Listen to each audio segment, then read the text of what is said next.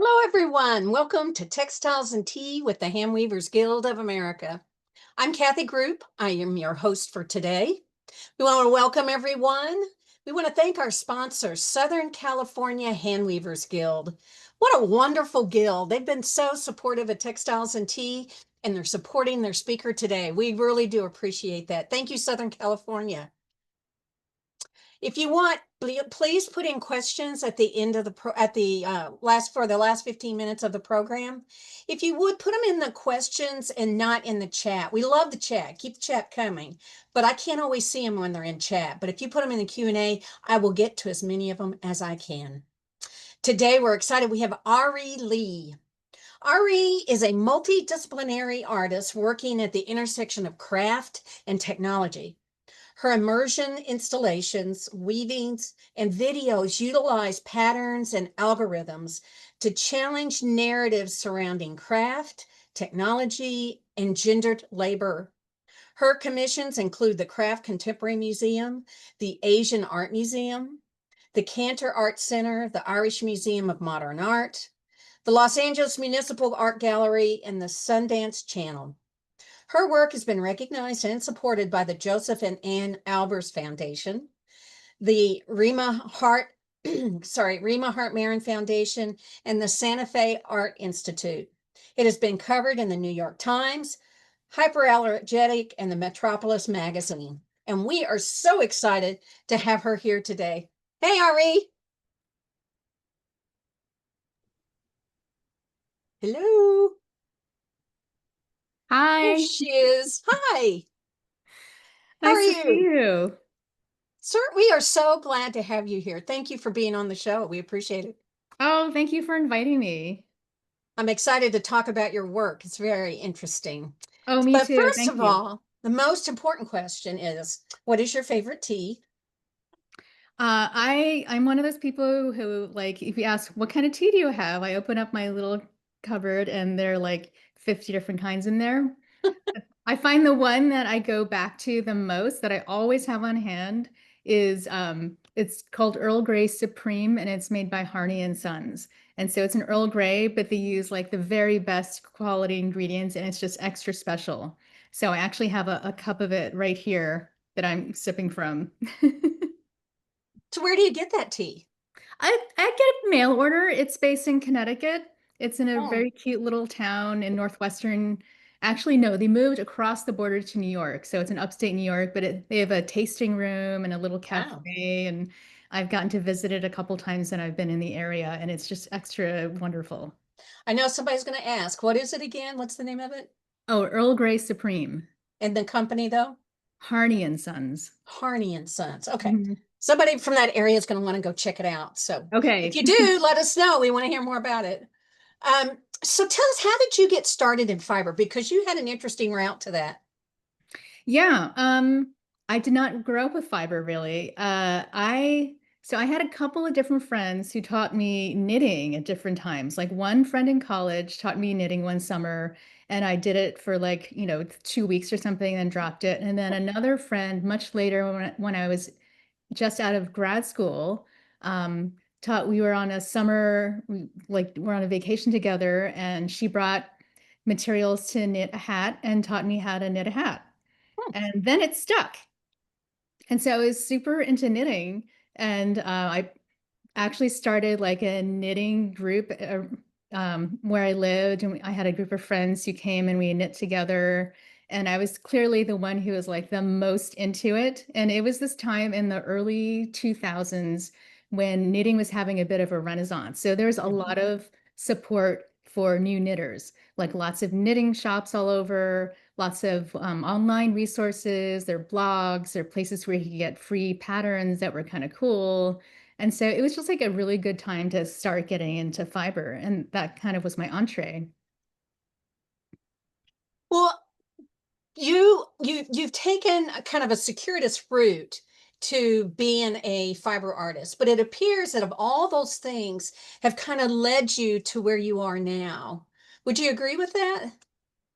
I mean, I think everybody is sort of like the sum of everything that's come before them in their Yeah. life and all their experiences. So sure. So I was working as I had a background in graphic design. That's what I got my MFA in. And then I was working as a user experience designer because I'd moved to San Francisco, and that like the tech industry was like the big place to, there was a lot of work and a lot of demand. And so I was working in the tech industry. I was a user experience designer.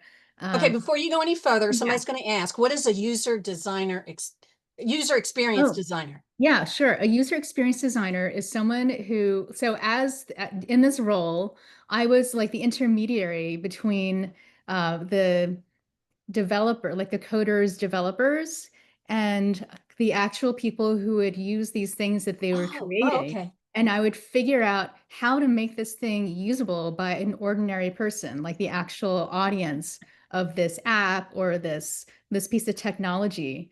And so in some parts of it, sometimes I would create like the visual interface of the thing, or I would find out, I would do like interviews or like testing on the people who would are the target audience to find out how they thought about it, like what kinds of things they would want to do.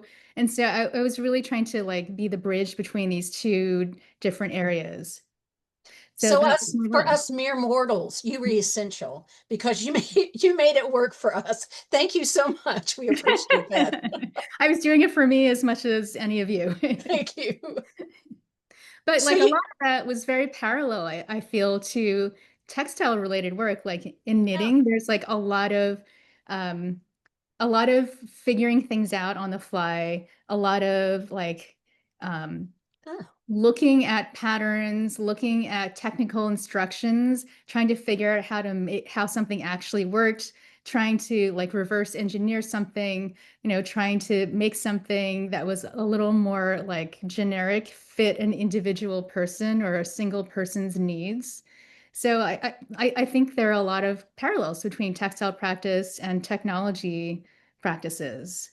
And so then you're asking me about my circuitous route. So I was working in this industry for like a decade longer, and it was actually not until much, much later that I heard that the first computers were designed around weaving loom technology, namely the jacquard loom and the punch card. And so I was fascinated by this fact and fascinated by the fact I'd never heard about it before. And so then I started investigating the history of weaving, the history of the computer industry. And then I decided I really needed to learn something about weaving. I mean, even though I knew knitting, it was really different from weaving. So I looked for people who could teach me how to weave. And I found Cameron Taylor Brown, who runs Arts Garage here in Los Angeles. And I signed up for her introduction to weaving course, and I never looked back. Oh, that's amazing. Thank you, Taylor Brown. We appreciate you, Carmen Taylor Brown. You brought us more weavers than we can ever thank you for. Um, so when you decided to leave that one industry and then go into art, what did the people around you say? What kind of reaction did you get? I never, it wasn't like a hard shift for me. I didn't Oh, go okay. directly from I'm like working as a user experience designer one day to I'm a full-time artist the next day. It was always like Oh, a slow shift. So in like even before I went to grad school for graphic design, I was always making little projects kind of outside of work, and taking classes and things that were like nominally work related, so work would pay for them, but then also it gave me an avenue to artistic expression. So, so let's see, where was I going?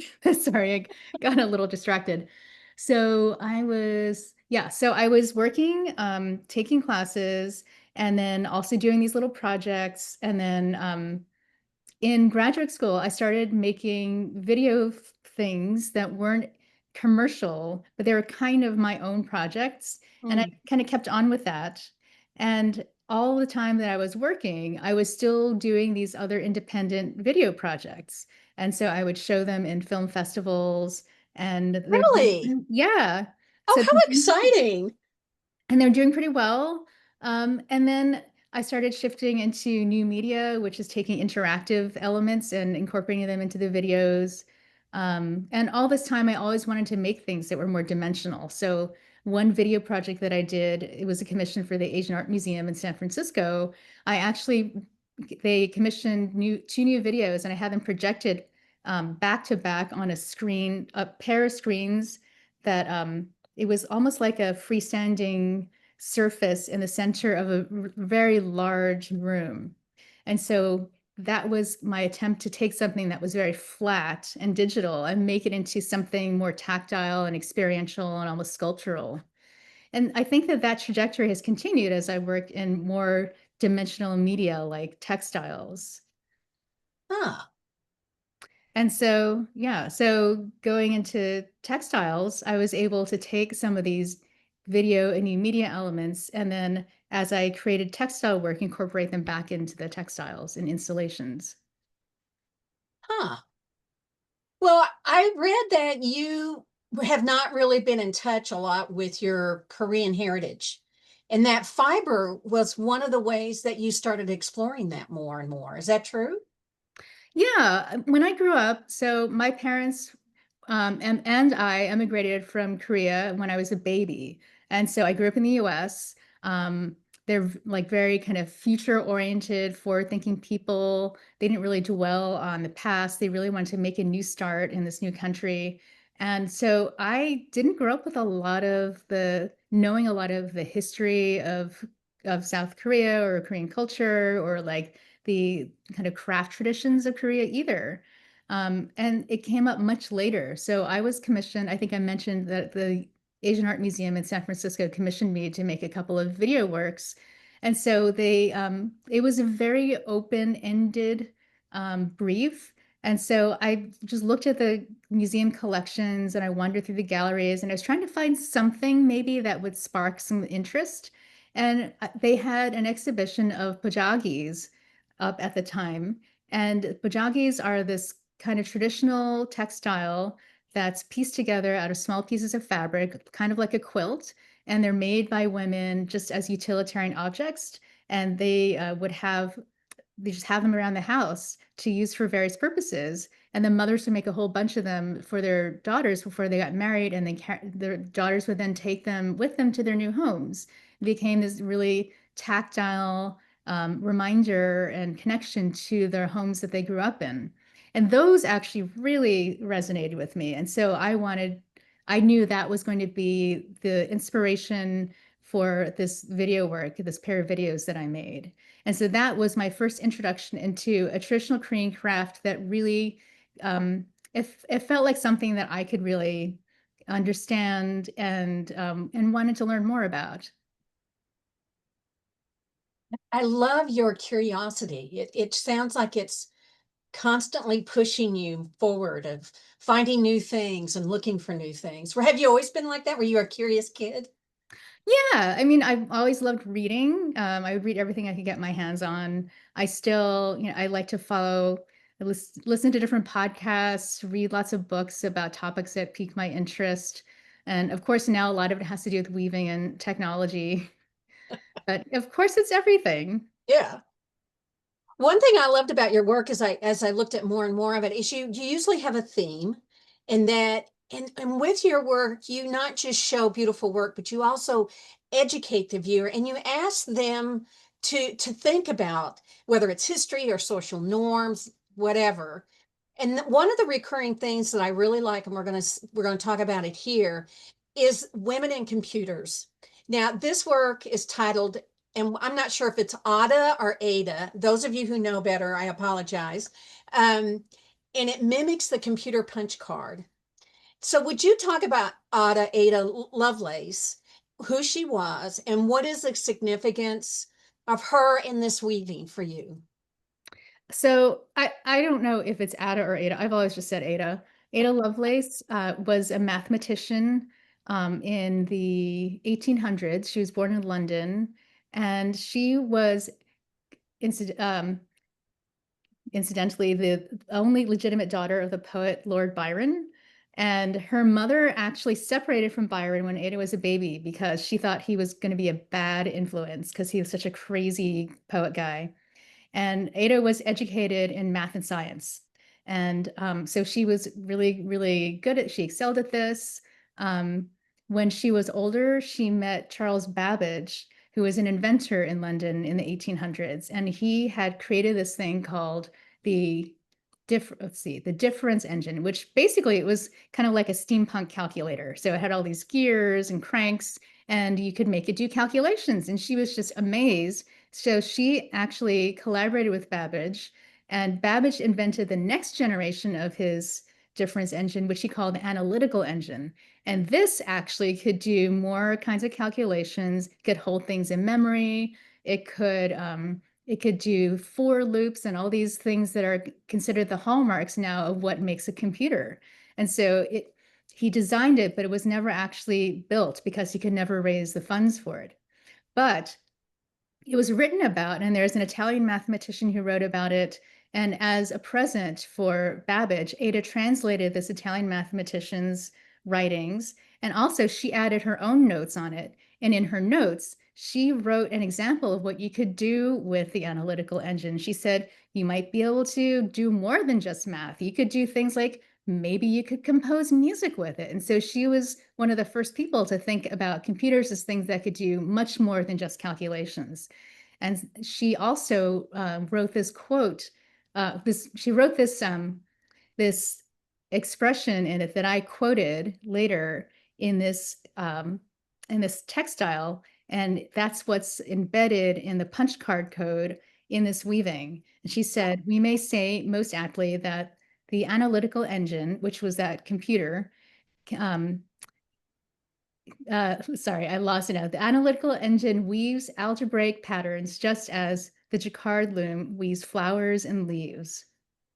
So I thought that was such a wonderful expression of the power of computers, the connection between math and coding and textiles. And that's why I wanted to embed it into this weaving. That's amazing. That's so amazing. I just liked the piece. I didn't even think about it saying something. That's wonderful.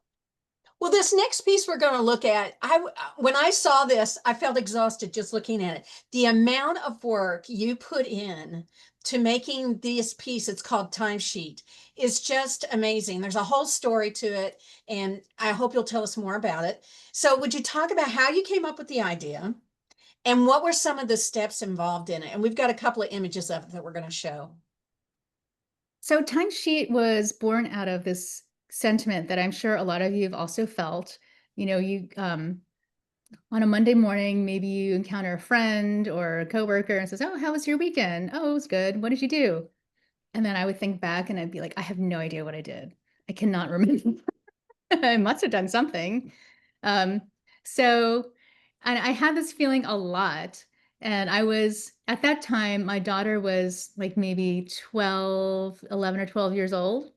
And so I decided I'm just going to keep track of what I'm doing in a timesheet. And so I made a spreadsheet and I made all these categories that were kind of loosely based on the Bureau of Labor Statistics categories. So the Department of the Bureau of Labor Statistics has been keeping time studies on Americans and how we all spend our time for decades. It's been going on since the early 20th century. And I found that fascinating. And I decided that their categories are probably good for me too. So I kind of based mine off of theirs. And so I kept track of everything I was doing all day long in a spreadsheet coded to each of these different categories, like housework, paid labor, cooking, childcare, leisure, personal care, sleep. And then I took, after several weeks of doing this, I took 1 week that seemed roughly representative, and then I wove that into this series of timesheets.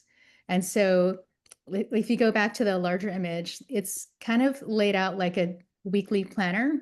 And so each weaving is 1 day's worth of time. And Yeah, it let starts, me say, I'm sorry this oh, is so blurry. This wasn't blurry in rehearsal. So oh, I don't know okay. what happened. This is weird. Sorry, I'm to interrupt, but people are complaining about it. My apologies. Go ahead. I'm sorry. So Sunday is the first panel, and then it goes through to Saturday on the right, which is the last panel. And then it starts at 6 a.m. and then ends at the top, and then at the bottom is 12 midnight. And so each of the different bands of each different kind of color or type of weft is a different type of activity or a different way I spent my time. And so that it just lays out in this weaving how I spent all my time during that 1 week. And you laid it all out on a sheet first, right? Yeah, so I gridded it out. I used my background in graphic design and I used page layout software, and I kind of measured out how I decided about how big I wanted the entire thing to be. And then based on that, I proportionally figured out how big each little section needed to be. Like 1 hour would be a certain number of inches. And I just mapped it all out. So I had a guide to go by, and I picked out the different yarns. Did some test weavings, and then I just wove them all. Huh. Now people are asking how big that piece is. How big is it? It is, off the top of my head, I think it is like 70. I don't have the dimensions memorized, But but close to. like each panel is probably about 10 or 11 inches wide.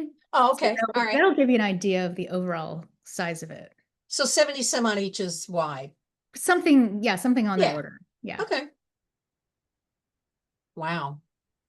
Mandy, go back to that next one again. Let's look. I want to look at the colors that you chose. Um,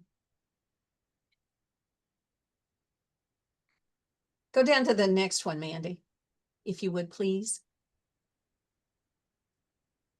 There we go. So talk some about, now this is what you drew out and trying to decide what the final piece was going to be. What was some of the problems that you ran into in trying to lay this out? Um, Well, some of the issues were obviously like, what color should I choose? So like on the left, you can see the different categories, and I was trying to decide, what colors I wanted to assign to each of the categories. And then I tried out a few different attempts at like, what would it look like if if I use these different colors? And I found that, normally when you're doing it's basically like an information graphic. And so I also Mhm. have some information graphic training, yeah, as part of my visual design training. And normally you want to differentiate these colors as much as possible in order to make it very clear which category each color belongs to. Like if you go to like on subway maps, like each line, if it's assigned a color, it's always a color that's very different from all the other colors. Right, right. So I tried that first, and then I looked at the result, and it was just this crazy mishmash of like colors, and it was just all over the place, and it was just too much to look at. And so I realized I actually had to do the opposite, and I had to make the colors more similar to each other, but then I chose to make groups of colors for groups of kinds of activities. And so the ones that were more aligned with like domestic labor or um, those sorts of activities, things that might happen like at home, those were more neutral or maybe sort of warmer neutral colors. And then the ones that were more associated with labor were more bluish colors, like bluish purplish colors. And then there are two categories I thought were extra important to pick out. One of them was childcare, and the other was making art. And so for those two categories, I actually picked another yarn that I wove alongside the color that was a metallic. And so each of those categories have a little bit of a sparkle to them. Oh, there you go. It's a little hard to see in the pictures. And so Yeah, I yeah. actually had this instance where it was exhibited at the Cantor Arts Center at Stanford, and the curators there had only seen pictures of it. And then when they were installing it, they said, "Oh, we didn't realize there was a little sparkle to it. That was a surprise." Yeah, I'm forever saying on this show, I want to see it in real life. I want to see it in real life. So, well, the amount of work you put into this is amazing, but I'm sure when you finished it, did you kind of have some aha moments? Did you view things differently after you saw it and made it and it was complete? I definitely had a few aha moments after I had started tracking my time and really Uh-huh. looking at it.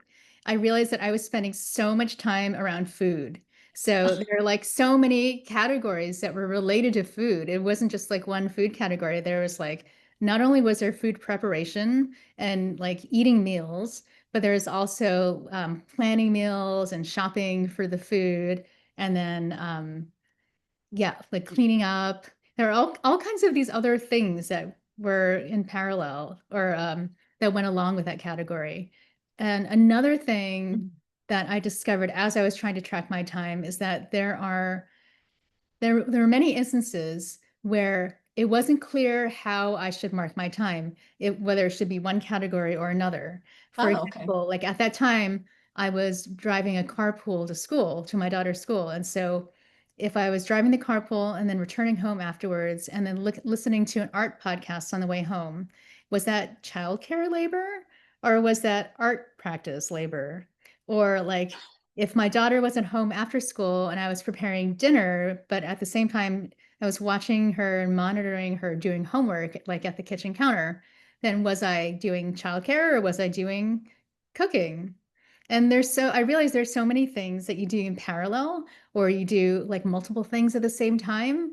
And like I kind of had this idea that labor was like something that you do from 9 to 5, like because I think we have this idea, or at least I had this idea of labor that came from this factory model or office model where you go to a place, you clock in, you work your however many hours, you clock out, and then you're not working.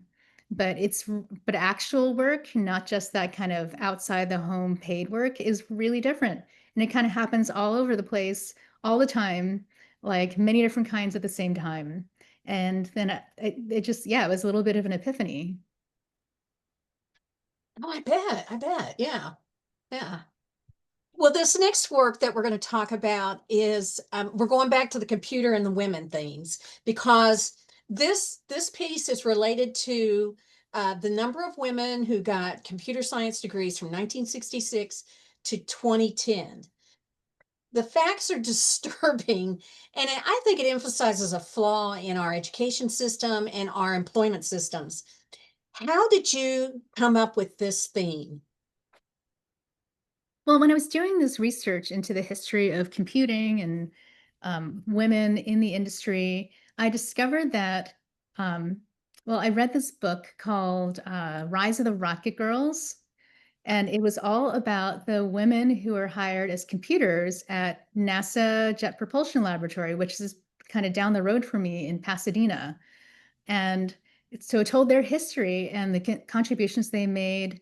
And I had never heard of women referred to as, or people referred to as computers before that.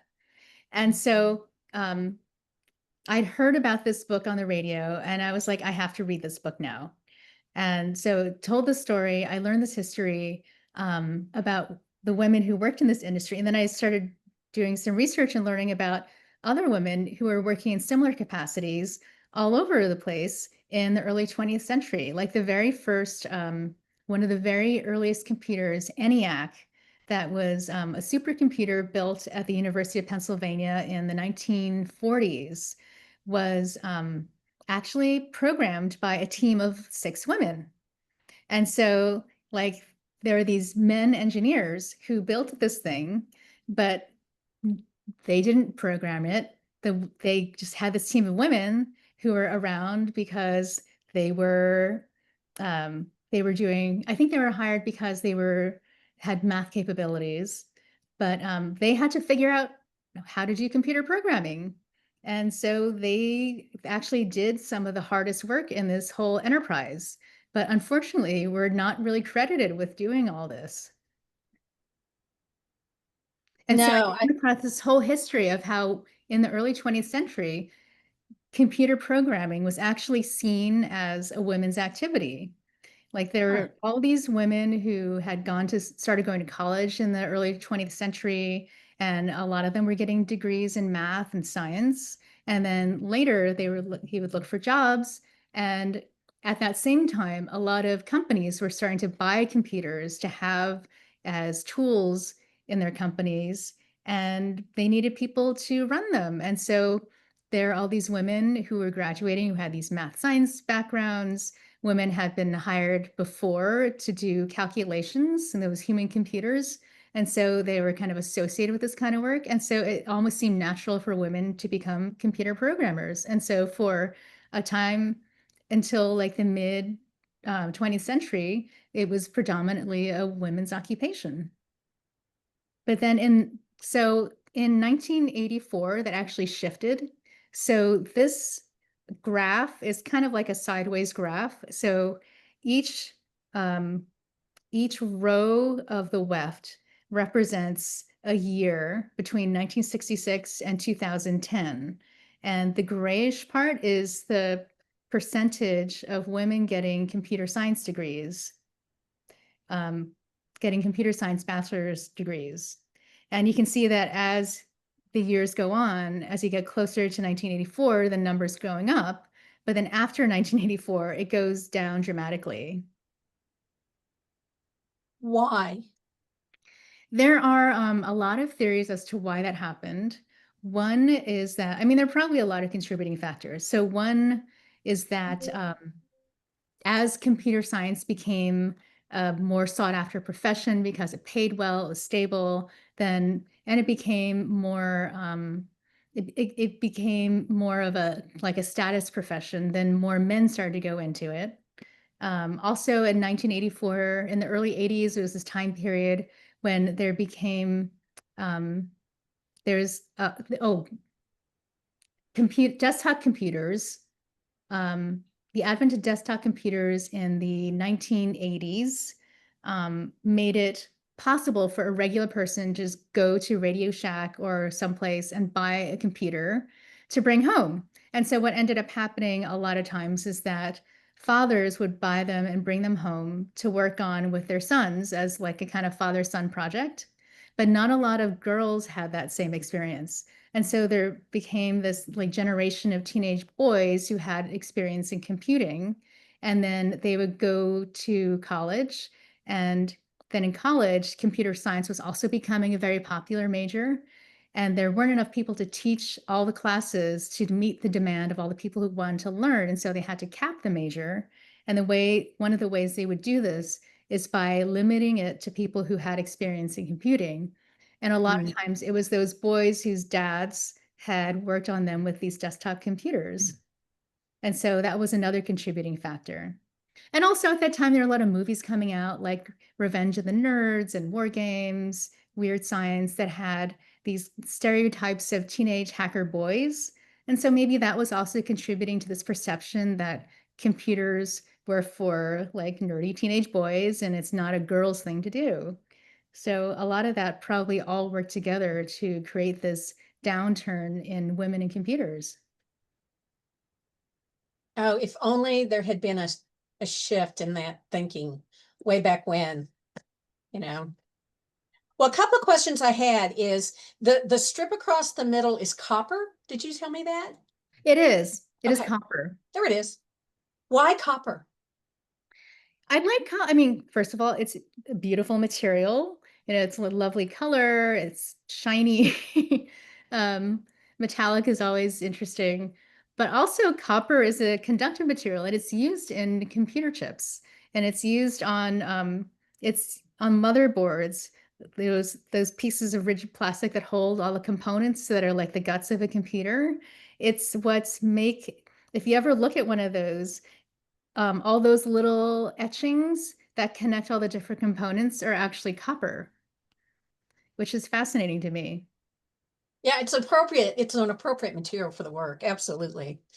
Well, one of the other questions, and this might be a reach, but one of the things I thought about when I saw this, now this is clasp weave, right? For those who don't know what clasp weave is, the one strand loops around the other strand and it goes back the way it came, right? Yes. Okay. I thought it was kind of interesting and appropriate that you used a clasp weave because I thought about the pull, right? Of women in, women not in, you can do it, you can't do it. Maybe that's a reach, but I just thought it was so appropriate Oh, that that's clasp, interesting. Yeah. yeah, the clasp weave really kind of represents that push pull thing that was going on back then. Mm-hmm. There That were is more, there were interesting. fewer. Yeah, I mean, I do tend to think of it as like the gray area being representing the percentage of women, but of course, to have that, you have to have the other side, which is the percentage of men. And so, they're always going back and forth. Well, I think this is a wonderful, wonderful piece, and I love it. But the one thing I was curious about is that it's a beautiful piece in its own, just standalone, gorgeous piece. But do you ever worry that people get caught up in the meaning and they don't see the work for itself? I kind of almost have the opposite worry that people will look at it and just see a weaving and not understand what's behind it. But I'm okay with that because I feel like a really strong, like my goal in each artwork is that primarily it has to work on a visual level as a visual object. Yeah. So that's the number one goal. And then another important goal for me is that it conveys some kind of other layer of meaning. Like for me in this work, I wanted to tell the story of the rise and fall of the percentage of women in computers, and kind of raise that in people's consciousness or elevate it in people's consciousness. But no one's going to get that just by looking at it. So I gave a little clue in the title, "Disrupting the Industry," which is a nod to this phrase that people like app inventors use when they're talking about what their app is going to do. Like it comes from this conference called TechCrunch Disrupt, and like everyone's always saying this app is going to disrupt this industry, it's going to disrupt that industry. But like there's this idea that disruption in that context is something that you want. That's really good. But in other contexts, disruption is actually something really bad. Like the disruptive kid in the classroom who needs to go sit in the corner until they can chill out and participate and be part of the group. Um, so like I try to give little clues. And of course, if there's any kind of text that's available, if it's exhibited, it'll often be discussed in there. And, opportunities like this when I can talk about some of the meaning behind the work. Well, this next piece we're going to talk about is called Pattern Code, and it's a whole installation. And it again, it's about computers and weaving. And you've talked about this, how women were in on the ground floor of weaving. Um, but then later they somehow got pushed out and when it got more complicated, it sounds like that the women were no longer included in the coding and then the further development of computers. So I thought it was interesting that you make the loom part of this display. And I thought about, and you've talked about the division of labor. There's women's work and there's men's work. So can you talk some about what was the message in this installation that you wanted to convey? So this was back in 2019. I was at the Women's Center for Creative Work, and they had a residency program. So as an artist in residence, I wanted to have this exhibition of these new works they created. And I also wanted to weave while I was there. And so I brought in my loom and I had weekly hours when I'd come in and just weave for anyone who wanted to stop by and watch me weave. And there was also a co-working space in that building. And so the people who were co-working there could come by and like watch me weave, or I was just in the next room, so they would often hear me weaving. And they told me that it was actually really soothing to hear the sounds of the loom while they were working, which I thought was really nice. And I wanted to expose the process of weaving to people because these days, very few people understand what goes into the production of cloth. And cloth is around every single one of us all day long. We wear cloth, we sleep in cloth, we put bed sheets over us, we dry ourselves off after we get out of the shower with cloth. We have cloth covering our windows, on our floors, under our feet. It's everywhere, but no one really understands or like appreciates the production of it. And I thought that was actually really similar to how technology is these days. We take it for granted. Like all of us, almost everybody has a smartphone, but like who knows what's inside, I've never opened up mine, have you? Like I wouldn't know like what's inside it. It's just kind of like magic the way cloth production is. And so I wanted to take so one goal in this exhibition was to demystify the production of cloth by actually making some and showing people how a loom works. And then another thing I also did in this exhibition is I had a series of workshops, and one of them was a workshop in coding so that people could understand how coding works, understand the relationships between weaving and coding, and how these mindsets are actually very similar, and some of the techniques are almost completely the same. And I wanted to demystify both of these kinds of activities for people. In one case, for the cloth, to have people appreciate it and not take this amazing technology for granted, and to question what we consider technology and remind people that cloth is also a product of incredible technology. And then on the other hand, this other technology that we take for granted, but feel like we don't have access to show people you can learn coding, and it is not quite as mysterious and remote as you might think.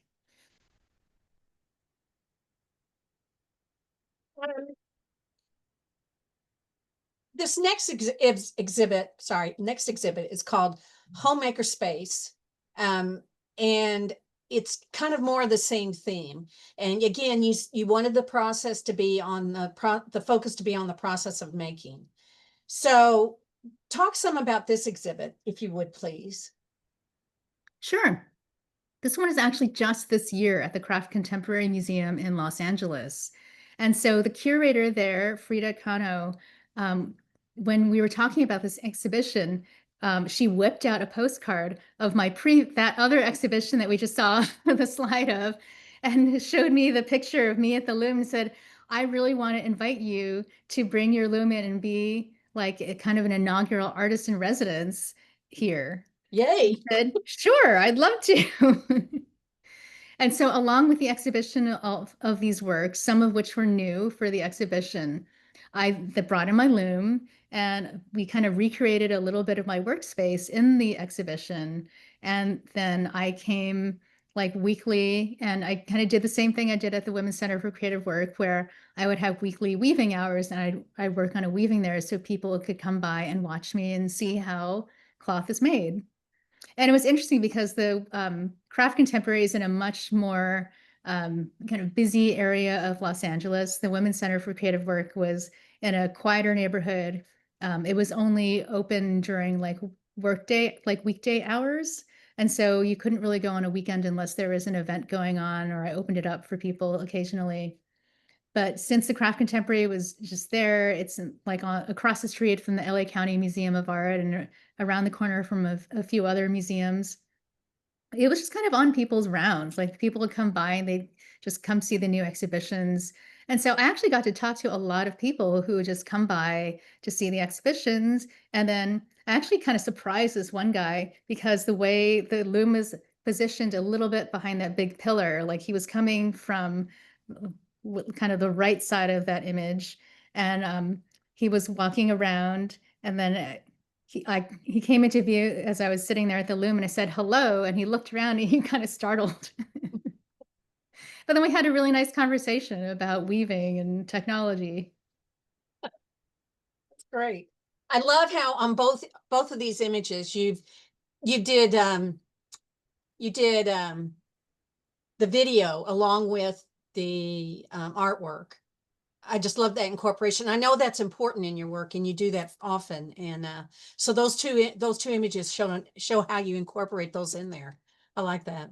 Thanks. There actually is a video on that. So the weaving that's kind of in the center of this slide has a projected image on the back. So there's a rear projection, and it actually shows. So this piece is kind of an imagining of what technology might look like if computers had evolved a little bit differently and retained more of their connection to weaving into looms, and imagining what kind of technology we might have if it actually served more people, more than just like a very small subset of the world that lives in Silicon Valley and has access to all these other things. So it's kind of like a kitchen slash mainframe computer slash industrial equipment. And I projected 4 mini videos that imagine what kind of functionality this piece of equipment might have. Right. Yeah, I love it that there's so much research going on now about well, for me, I never thought about combining the two, is, the electronic stuff into fiber, and that your clothes can pick up things that your skin's telling you, and all the new stuff that's happening. It's just amazing.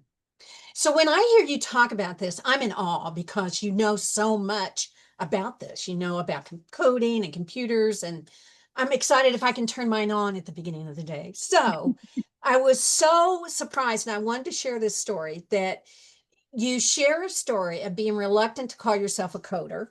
But when you said that, and you said it because you weren't full time, you didn't do it all the time, you knew a little bit, but then another coder called you out on it and said, "What are you talking about? You are a coder." And I thought how all of us seem to struggle with that, and especially artists, and especially fiber artists, because I feel like we have to justify ourselves as artists if we use fiber. So, would you agree with that? That whole theme of I need to prove I am what I am kind of thing? I think that if you do it, then you are it. Yeah. Yeah, so that person who called me out was actually another person who was collaborating with me on that workshop series at the Women's Center for Creative Work. And so, I was kind of doing the more fiber side of the program, and then they were doing more of the coding. And I said, I don't even remember what I said exactly, but I was like denigrating myself, my coding abilities. And then they said that, and then they said that, and I was like, yeah, you're totally right. I really shouldn't say that. I do some coding, and it is part of my practice. And even though I'm not like the most expert coder in the world, it doesn't mean I can't say that I am a coder. I do it. And I think fiber art is the same way. Like if you are making like a little mug rug, you are a weaver. If you're making, like if you're Anni Albers making her thing, she's a weaver, but we all weave. We're all textile people. I agree. I agree. Well, so what's next for you? Um, I always have a backlog of things that I want to get to. Um, so I have let's see, what's it? A warp weighted, like Scandinavian style warp weighted loom that I picked up a couple years ago, but have not been able to get around to working on because I thought Ooh, that I had this crazy idea that like that structure that I showed that was the kind of combination computer kitchen industrial equipment thing.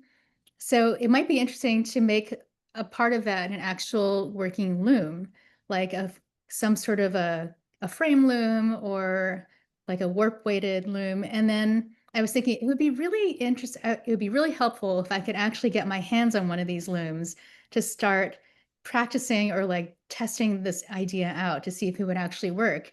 And lo and behold, on the for sale for sale forum on the Southern California Handweavers Guild website, someone was selling a Scandinavian style warp weighted loom. Like, okay, the universe heard me and I'm going to pick this up. So that's sitting in the corner of my studio. Um, Similar thing happened. I've been obsessed with the Anni Albers weaving black, white, yellow. So in fact, one of the weavings that you showed earlier is like my attempt to do something with a similar kind of structure, but make it more into a computer motherboard. But at the time, I had an 8 shaft Mighty Wolf. And so the most I could do was a block double weave with 2 blocks. And so I kind of made my approximation of that structure with that.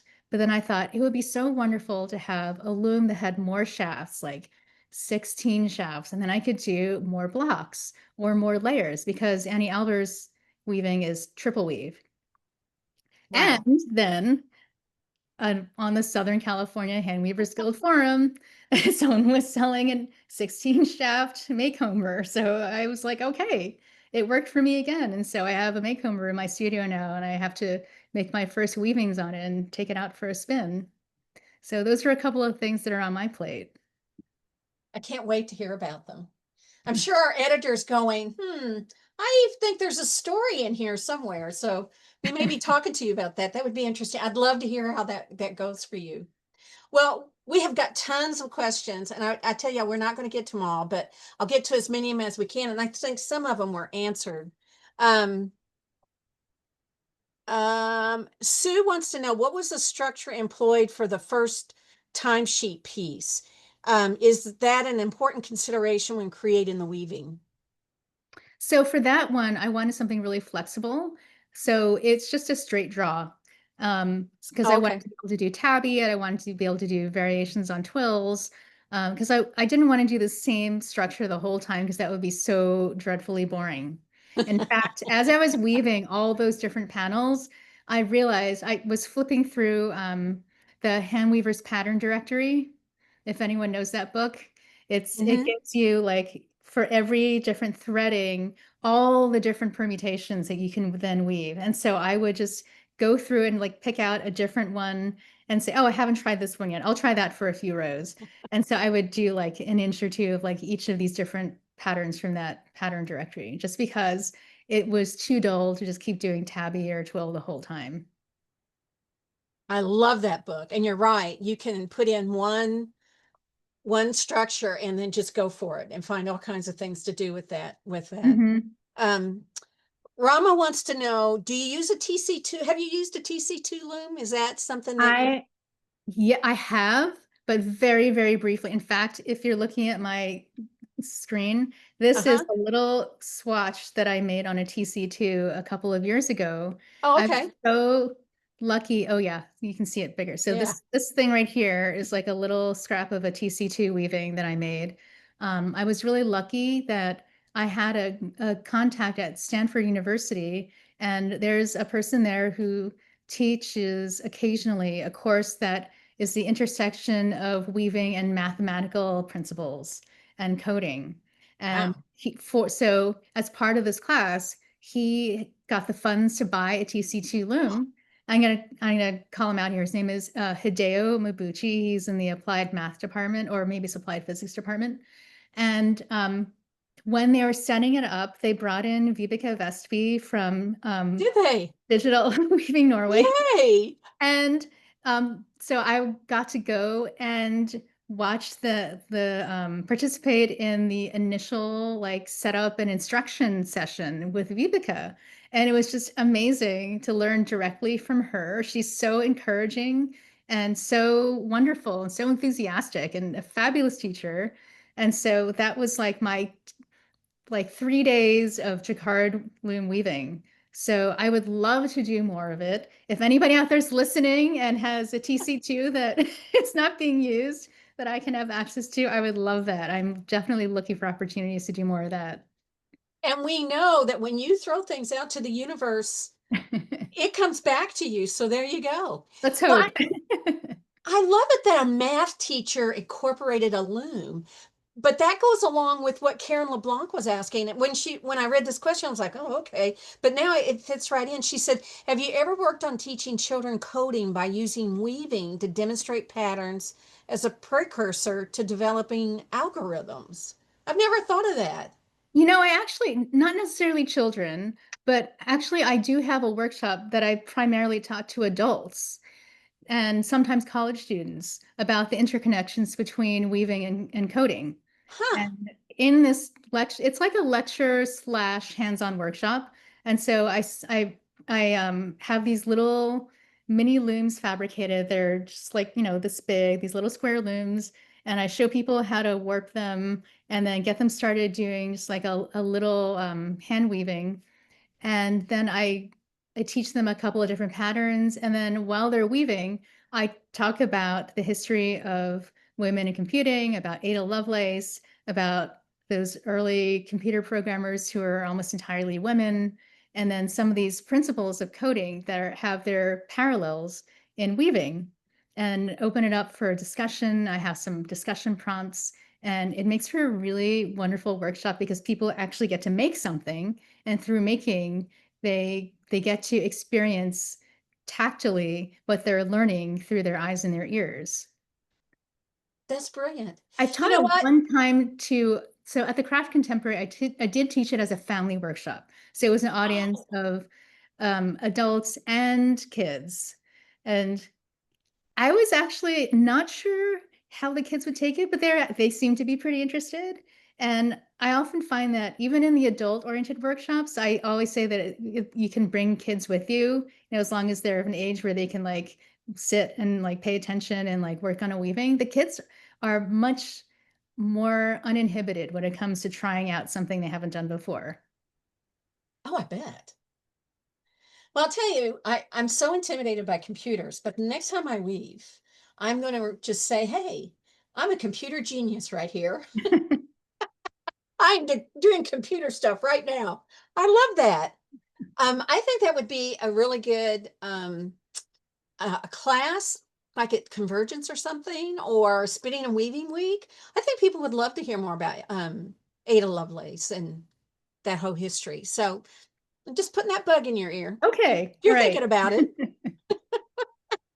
Um, oh, this was a good question too. This is also from Karen. She wanted to know the numbers that you used for computer women getting computer degrees. Was that for the state of California? Was that national or? That was national as far as I Okay. know. Yeah. Okay.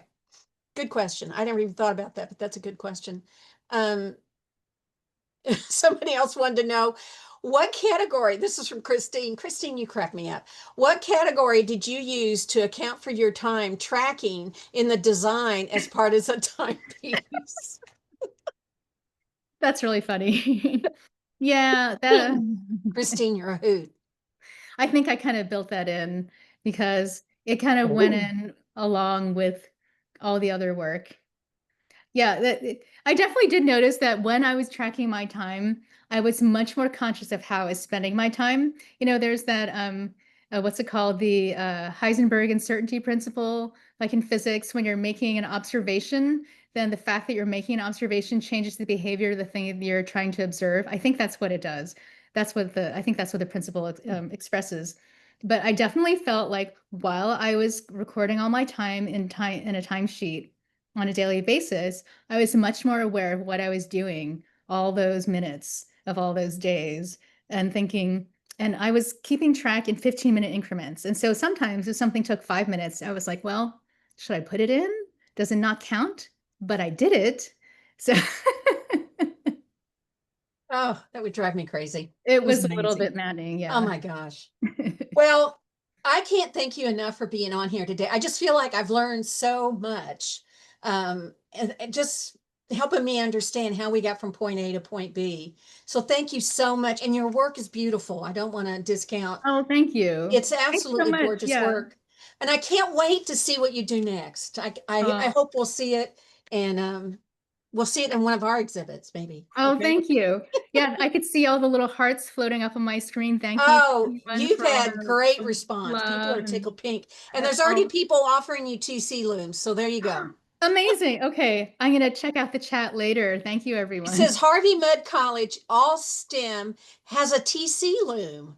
I've heard that, and I need Where to is that, I get a wonder? good contact, a good contact there. That's in Claremont. California? Hmm. Oh, well, good, good. Not that that's necessarily close because California's a big state, but But it's not too something. far. At least it's Not too not on the far. East Coast, right? Well, thank you so much for being on here. I encourage everybody to go to your website. More information there. You can see more of her work and check that out. It's ahree.com, and encourage you all to go and check that out. I think you'll be amazed at all the things that are there. We want to Thank thank our, you.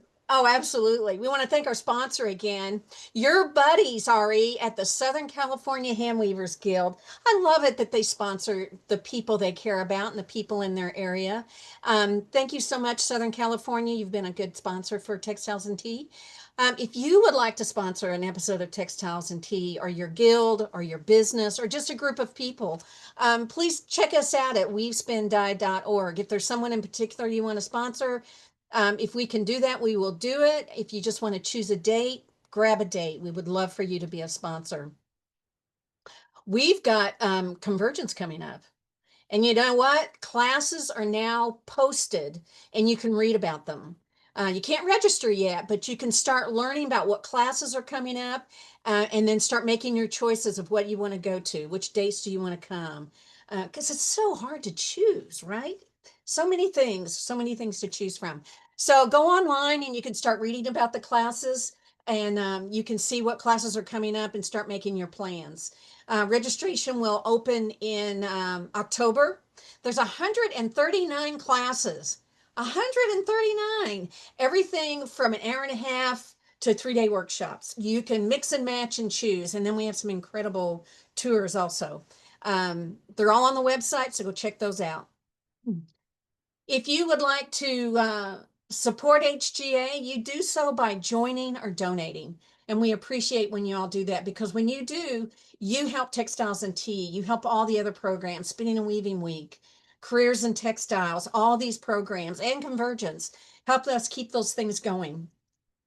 So thank you so much for joining and donating, and you can do both at weavespindye.org.